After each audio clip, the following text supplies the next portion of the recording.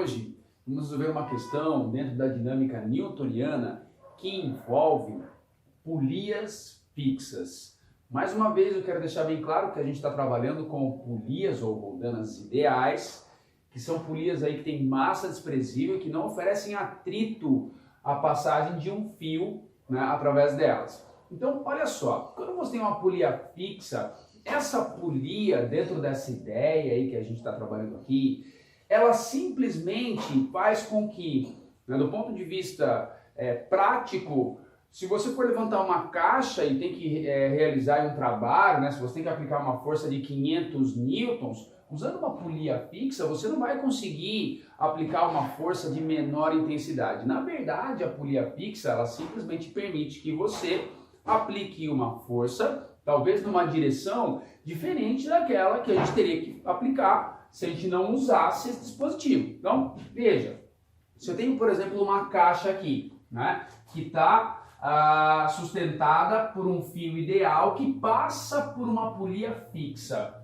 Quando você aplica uma força, né, nesse fio aqui, essa força que você está aplicando, ela vai ser transmitida ao longo de todo o fio e vai chegar aqui, né, nessa caixa. Essa força a gente costuma chamar de força de tração, né, quando está nos outros corpos aí, mas é uma força que você está aplicando aqui, que é uma força de tração, né? Vai aparecer na sua mão aqui, claro, porque se você puxa o fio reage e puxa a sua mão, tá? Agora, quando você vai levantar esse corpo tem um peso P aqui, você percebeu, né, que você não está tendo nenhuma vantagem, ó. Você está aplicando uma força aqui que você teria que aplicar aqui.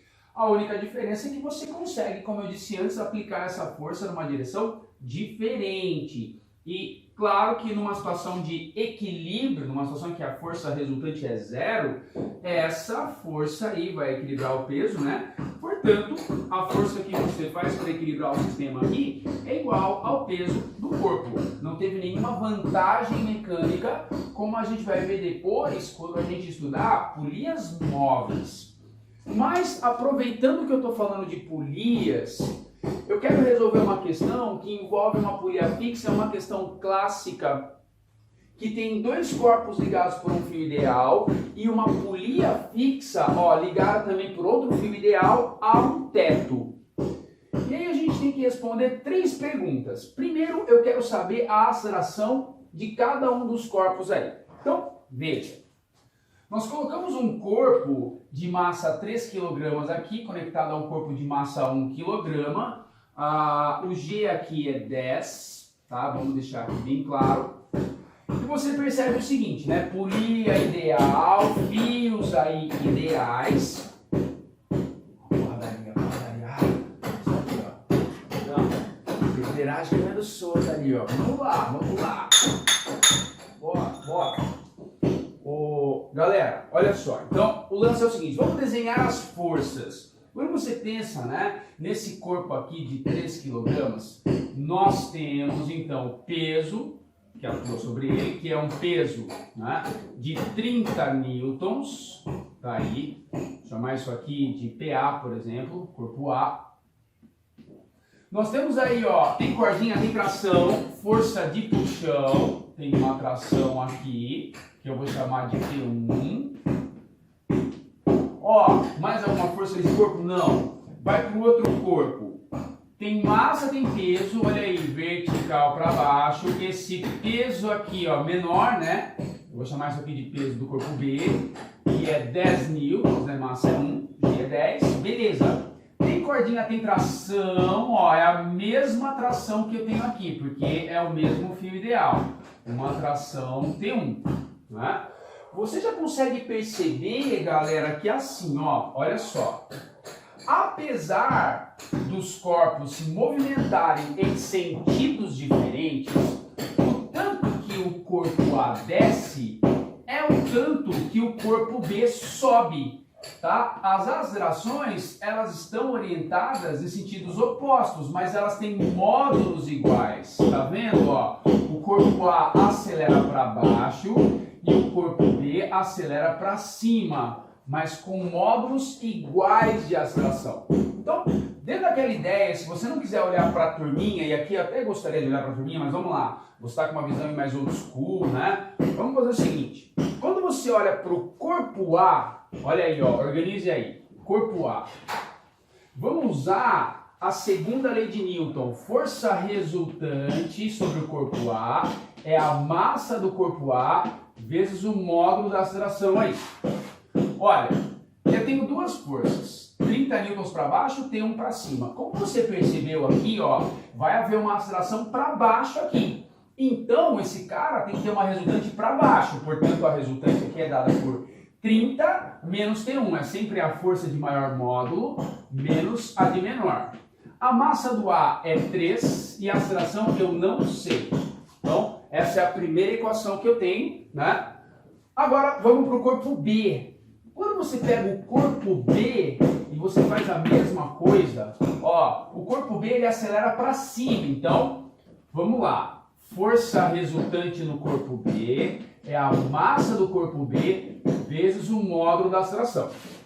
Galera, como eu disse, se ele acelera para cima, a resultante está para cima. E se a resultante está para cima, eu faço T1 menos 10. É sempre a maior força menos a menor. A massa do B é 1 kg e a aceleração eu não sei. Tá vendo aqui a ideia, galera? Né? Eu tenho um sistema de equações aqui. E agora? Né? Cadê a minha? Tô com a minha aqui também. Ah, moleque, ó. Tudo aqui, estamos na obra aí, moçada. Estamos de um lado e do outro aí na obra.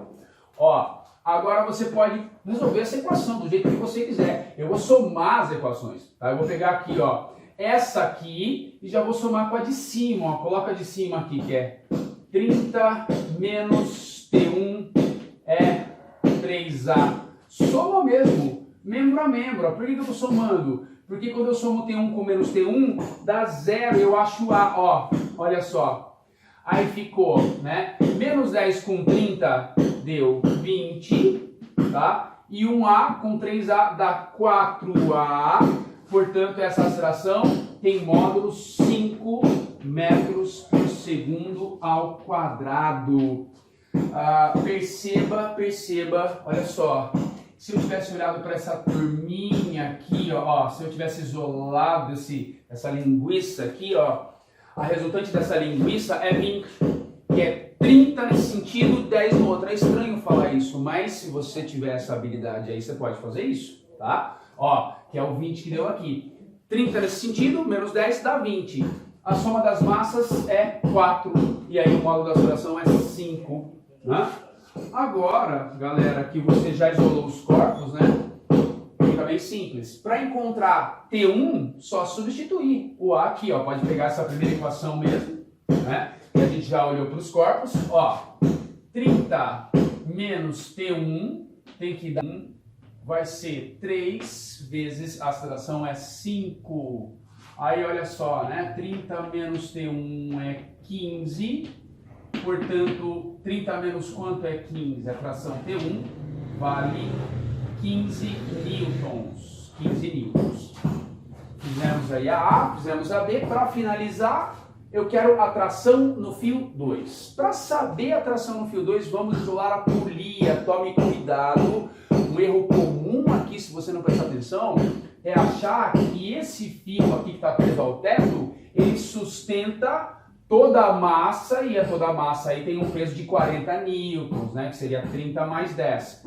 Isso está errado, tá? Quando você olha aí para essa polia, olha essa polia, galera, nós temos aí 3 forças nela. Ela é ideal, ela não tem massa, ela não tem peso, tá? Nós temos aí, ó, esse fio 1 envolvendo a polia. Então tem aqui, ó, tração T1 aqui, tração T1 aqui, que a gente já viu que vale 15 newtons. E nós temos então aqui, ó, o fio 2 ligado a ela, tem cordinha, tem tração, força de puxão. Ela é puxada para baixo com T1 mais T1 e puxada para cima com T2. Claro que ela está em equilíbrio, então T2 tem que ser justamente T1 mais T1. Então T2 vai ter que valer 15 mais 15, que é 2 vezes 15, que dá 30 newtons. Esse é o valor da tração no fio que une a polia ao teto. Obviamente que esse fio puxa a polia com 30 newtons e vai aplicar uma força no teto de 30 newtons também. Fios ideais transmitem integralmente a força que a gente aplica neles. Na próxima a gente vai falar de polias móveis. E aí sim a gente tem talvez vantagens mecânicas e do ponto de vista de fazer exercício, mais dificuldades. Vamos lá.